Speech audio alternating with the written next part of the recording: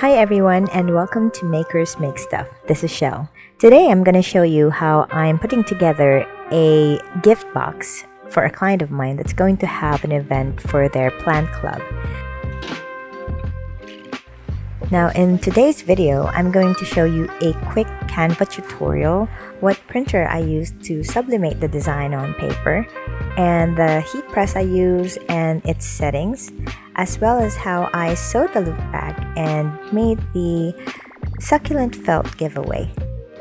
So first off, I'm going to do my first design on Canva, and what I did was I went on Elements and I chose a succulent.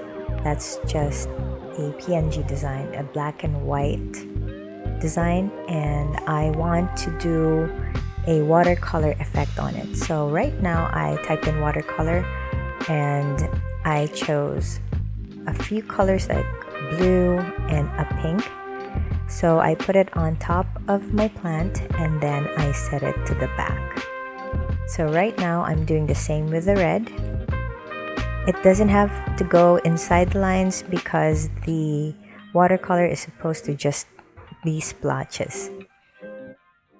So after that, I'm going to go on Elements again and do Splatter.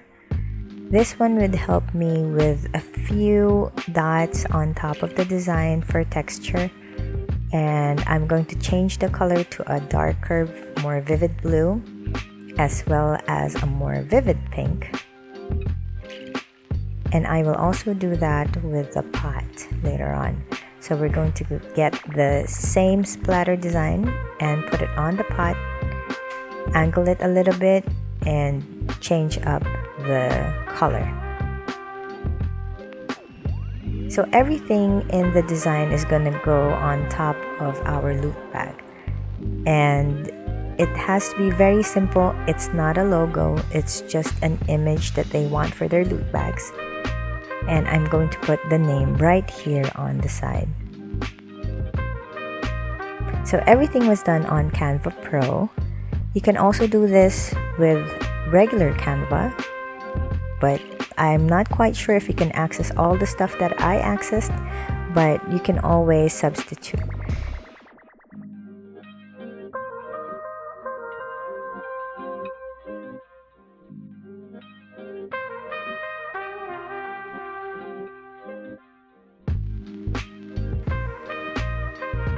And that is the one they chose. So I got this design and I made it a bit smaller, so two of these images would fit in a A4 paper, and I reversed the image because I will sublimate. So you always have to remember, if you're going to sublimate, the image has to be in reverse. Now for my printer, I'm using an Epson L1800. It's been modified, so I changed the ink from its regular ink to the dye ink to sublimation ink, and it's 6 colors. And I find that this is the best printer for this because you don't have to adjust the colors anymore. So the setting was Epson matte and the quality was high. So this is the Epson L1800.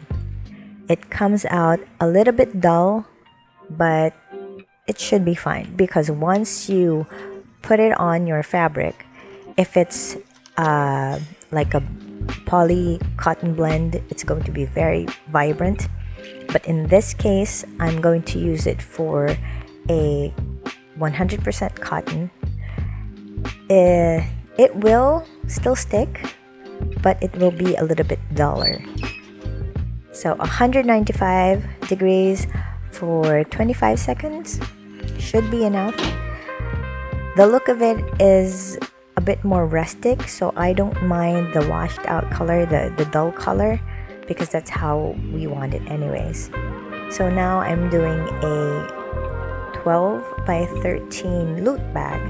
So I am measuring on the sides 7 inches and on the other side 7 inches. So I have 1 inch per side of an allowance. Then on top, I'm doing 14 inches and the final one will be a 13-inch bag. So I'm cutting the excess and sewing the ends so it doesn't fray.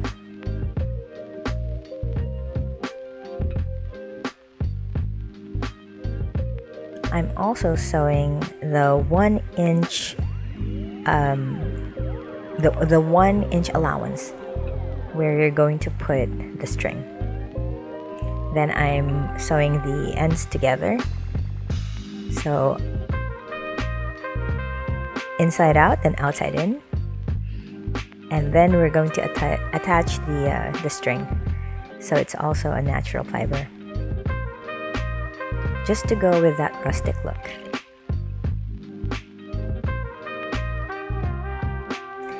And then right now we're going to make the Succulent Felt giveaway. So it's part of their loot bag.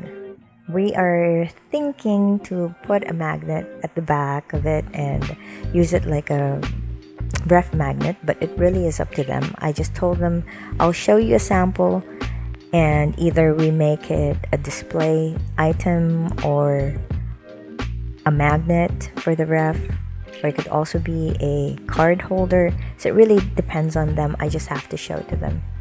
So I cut out these leaves in 3 sizes: small, medium, and large. It's 7 for the bottom layer.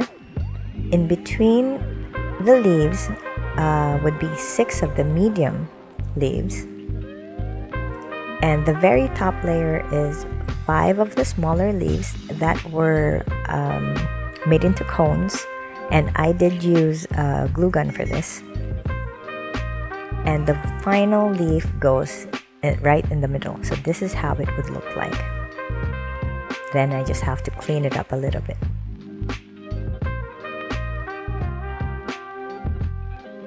I think it looks pretty good.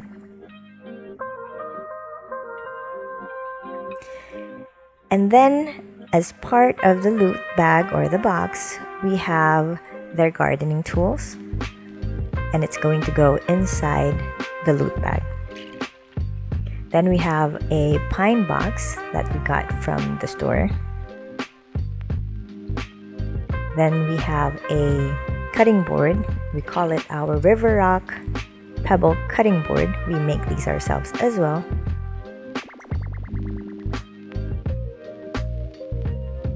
Then we put in our tools.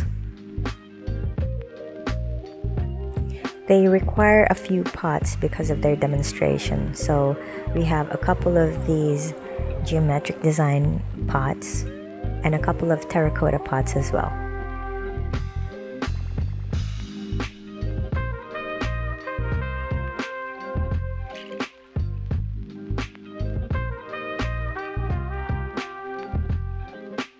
Then I thought of adding this notebook, which goes well with their theme, so we'll put it right here.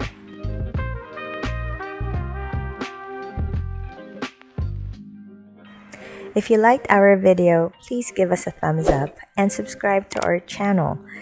We have videos about stuff that we do for our work, some tutorials, and a few other events or activities that are close to our hearts. So thank you, and I'll see you in the next one.